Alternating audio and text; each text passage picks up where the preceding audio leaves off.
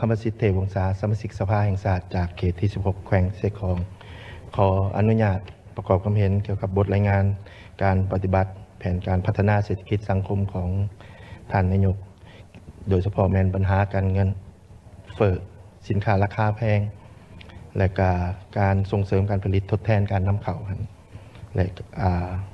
คุณภาพการศึกษาและการประหยัด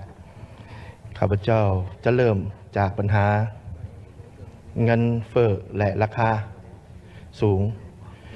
การกระทบจากสภาพของโลกบ่ว่าสงครามหรือว่าน้ำมันแพงมันก็เฮ็ดให้ราคาสินค้าสูงขึ้นเนาะในปัจจุบันนั้นปัญหานี้มันก็บ่แม่นเกิดกับประเทศเฮาเท่านั้นทั่วโลกเกิดหมดเนาะบ่ว่าประเทศที่เป็นประเทศมหาอำนาจและก็เพื่อนบ้านเฮามันก็เกิดเป็นเรื่องปกติเนาะแต่ว่าข้าพเจ้าสังเกตเบิ่งบางสินค้าที่เฮานำเข้าเนาะโดยเฉพาะทุเรียนจากเพื่อนบ้านเฮานี่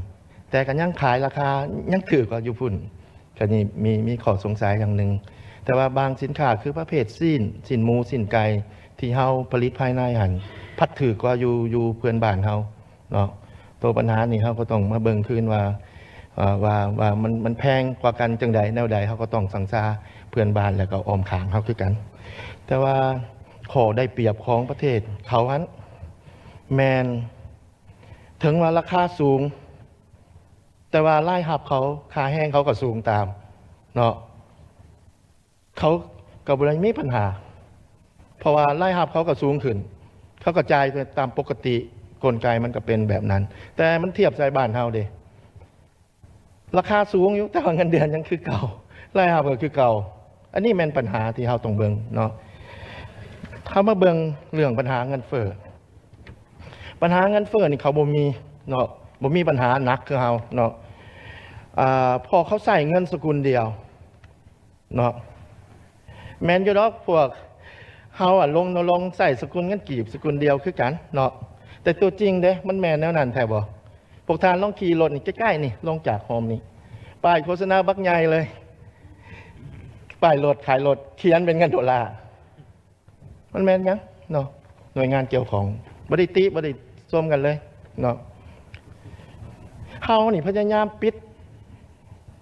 ห้านแลกเปลี่ยนปิดกันหมดปิด2ทางการแลกเปลี่ยนแต่พวกเขาอนุญาตให้ทุกคนเปิด3บัญชีสกุลเงินกีบดอลลาร์บาทซึ่งประเทศเขาบ่ได้เฮ็ดแบบนี้ประเทศเราสกุลเงินเดียวคุ้มครองง่ายเข้าง่ายเนาะอันนี้พวกเขาก็ต้องเบิ่งว่าการแก้ไขของเฮาหันมันถูกขอดหรือบ่เนาะอันนี้แม่นเรื่องเกี่ยวกับเงินเฟ้อหันเนาะในเมื่อทุกอย่างแพงขึ้นสินค้าก็แพงขึ้นเนาะบ่สามารถแก้ไขได้พวกเฮาสามารถเว้าได้ว่าบ่สามารถแก้ไขได้ในปัจจุบันและสามารถเว้าได้อีกว่าบ่สามารถแก้ไขได้อีกในไวๆนี้เนาะถ้าเป็นแนวนั้นแล้วเฮาจะเฮ็ดแนวใดเนาะข้าพเจ้าเสนอว่าในนี้เนาะอยากให้รัฐบาลจัดแคมเปญรณรงค์ให้ประชาชนนี่มักการปลูกฝังเลี้ยงสัตว์ไผมีดินน้อยๆก็ปลูกเลี้ยงกลุ่มตัวเองซะเนาะ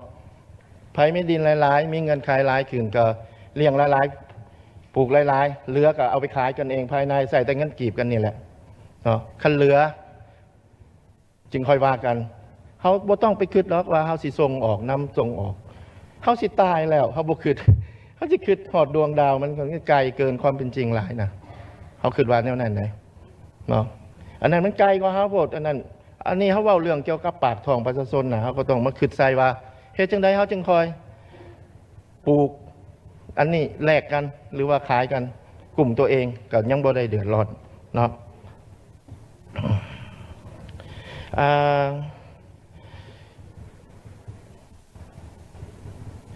แต่แคมเปญแบบนี้นี่รัฐบาลเริ่มได้เลยบ่มีความเสี่ยงอย่างอีกลงปลุกระดมสร้างให้ทุกคนต้องเฮ็ดเนาะต้องปลูกมันก็ช่วยได้ปัญหาที่2แม่นปัญหาเรื่องการปรับปรุงคุณภาพการศึกษาหลายท่านก็ได้เว้ามาแล้วเนาะข้าพเจ้าสังเกตเห็นว่าการศึกษาเองมันไม่ได้มีปัญหาแต่ปัญหานี่มันมาเกิดจากเศรษฐกิจของเฮาเลยให้การศึกษา มันติดพันกับการศึกษากับไปมีปัญหาไปนำเนาะปัญหานี่นะเขาสิเอามาเป็นวาระแห่งชาติบ่ก็แล้วแต่เนาะว่าทุกท่านเห็นว่าแนวใดเนาะแต่ข้าพเจ้าคิดว่าเอาโตทำอิฐก่อนได้บ่เกี่ยวกับเศรษฐกิจนี้เนาะเพราะว่าเศรษฐกิจดีการศึกษาก็สิดีเพราะว่าปัญหาการศึกษานี่นะที่คนเรียนอยู่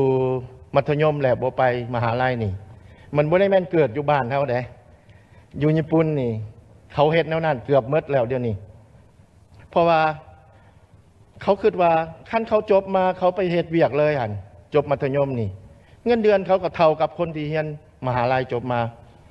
เขาเป็นยังเขาจงต้องเรียนต่ออีกอันนี้มันเขาคิดแนวนั้นและอีกอย่างหนึ่งข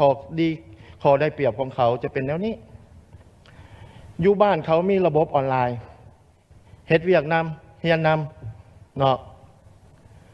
พวกเขาก็ต้องปฏิรูปเขาต้องเบิงปฏิรูปการศึกษาระบบการสิทธิการสอนของเขาขึ้นใหม่หมดมันต้องเล็งแล้วเขาสิมาแก้ว่าสิให้นักเรียนเขาไปเรียนคืนนั้นข้าพเจ้าบอกโลดบ่แม่นการแก้เขาต้องเห็นปัญหาเขาก็เห็นวิกฤตหันเป็นโอกาสไปเลยโลดเปลี่ยนปฏิรูปแนวใหม่เลยเพื่อให้การศึกษาเขามีทางออกเพราะบางคนนี่ก็อยากเรียนอยู่แต่ก็อยากหาเงินช่วยพ่อช่วยแม่นำมันเลยบ่มีโอกาสได้ไปเรียนอันนี้แม่นพวกเขาบีบ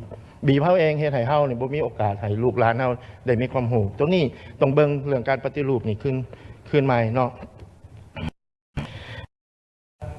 ตัวที่3ว่านโยบายการประหยัดนี่ครับพระเจ้านี่ก็คิดอยู่ว่ากองประชุมเฮานี่ส่วนหลายมันจัดอยู่ต่างแขวงเพื่อหยังเพื่อให้มีงบประมาณอุดหนุนกันจริงๆห้องการใกล้ๆก็มีออนไลน์กับพวกเขาก็มีระบบออนไลน์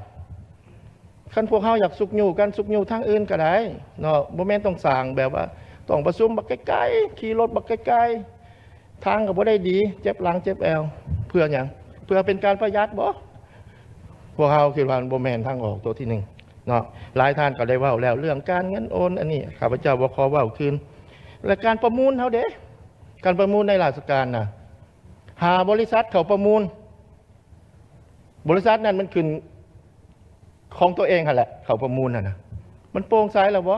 มันสร้างเฮ็ดให้รายจ่ายของรัฐบาลนี่เพิ่มขึ้น